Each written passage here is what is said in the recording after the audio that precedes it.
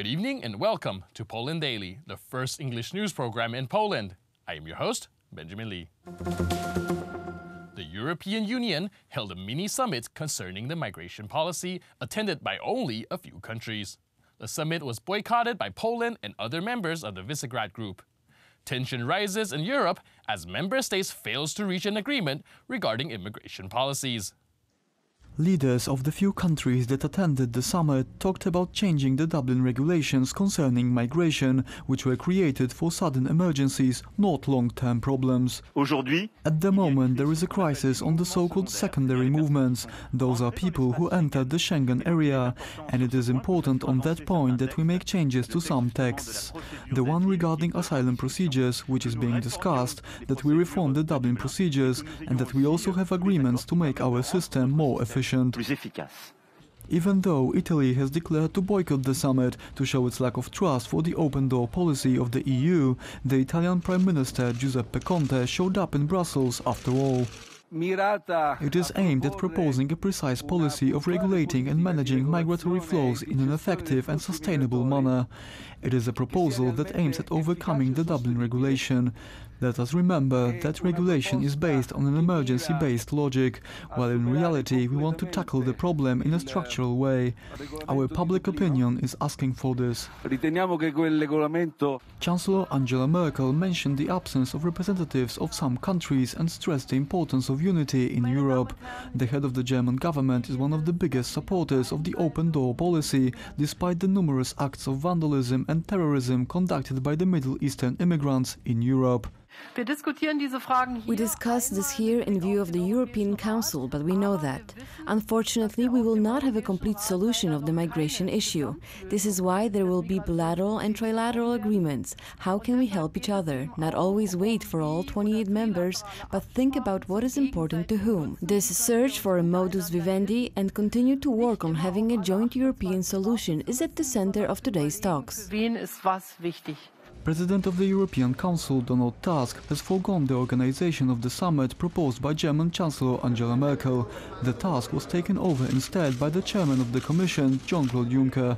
A drafted document for the meeting leaked to the media on Tuesday, showing that EU leaders have agreed to create regional platforms in places such as North Africa to disembark migrants from lifeboats so that they do not reach the EU. Experts of the Polish Ministry of Foreign Affairs also believe that Jean-Claude Juncker intends to return to the concept of relocation and fixed amounts of refugees. This is what might have led to the refusal of the countries of the Visegrad Group to accept the invitation to the meeting. Poland expresses skepticism towards separate budgets for the Eurozone. However, it also acknowledges to a certain extent the necessity of channeling funds to mitigate asymmetric shocks and to maintain macroeconomic stability within European countries. Eurozone finance ministers and leaders will seek agreement next week on a series of reforms to make the currency zone more resilient to future crises. One of the main ideas is a Eurozone budget. The main elements of the common budget proposal were based on an agreement between France and Germany reached this week, as well as proposals by the European Commission.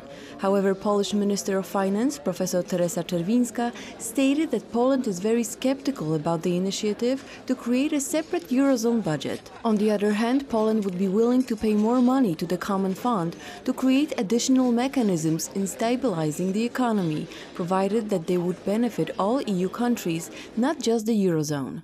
Czerwińska said that we cannot allow for such division. We are together in the EU. We must strengthen the convergence and competitiveness of the economy of the entire EU. She further stated that if the budget is to be introduced, however small it is, as long as it is directed towards only the countries in the Eurozone, divisions are inevitable, and it goes against the goal of strengthening Europe's cohesion and macroeconomic stability. European Union leaders will discuss this issue on June 29th. The prestigious military decoration, Silver Cross of the Order of Virtuti Militari, awarded to one of the greatest commanders of the Polish anti-communist underground, Major Marian Banachek, was handed to the parish in his hometown Ryki today by his family as a gesture of gratitude. Recently, the long overdue award of Silver Cross of the Order of Virtuti Militari was finally received by the family of the awarded soldier, Major Marian Bernacek. Nicknamed Orlik or Little Eagle, one of the greatest commanders of the Polish anti-communist underground, Bernacek never received his well-deserved award, granted by the government in exile. Today, during the solemn Holy Mass in the parish of the Holy Savior in Ryki, the family of Major Marian Bernacek officially handed the parish the Silver Cross of the Virtuti Militari Order as a vote of gratitude. We would like to present this gift as a votive offering to the Church of the Holy Savior in Ryki, because this was everything for our uncle. He was born on this land and was there when his homeland was in danger. He fought and lost his young life on this land. Major Orlik is one of the bravest soldiers of the Polish underground state and the anti-communist underground.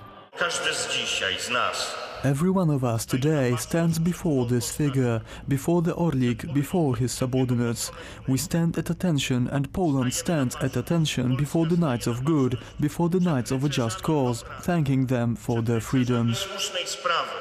Major Orlik is a young boy who fought to defend his homeland against the German invasion in 1939 and subsequently organized a union of armed struggle and home army in Puławy and Ryki in the Lublin region. As a commander of partisan units, he caused huge losses to the Germans. In 1944, he decided that the Red Army entering the Polish territories is just as threatening as the German occupiers and must be opposed. Orlik was eventually murdered by the communist authorities in June 1946. The Orlik and his soldiers were the evangelical seed that was planted into Polish soil. They lost their lives but sprouted into a plentiful yield, sowing the fruit of an independent Poland. The ceremonial celebrations were accompanied by a representative company of the Polish Air Force and former parliamentarians and representatives of local government authorities. Polish immigrants residing in the United Kingdom were giving some assurance this Thursday that their living standards and conditions will not be compromised in the process of the country leaving the European Union. A settlement scheme was proposed by British Immigration Minister Caroline Noakes, hoping to give Poles and their families a peace of mind.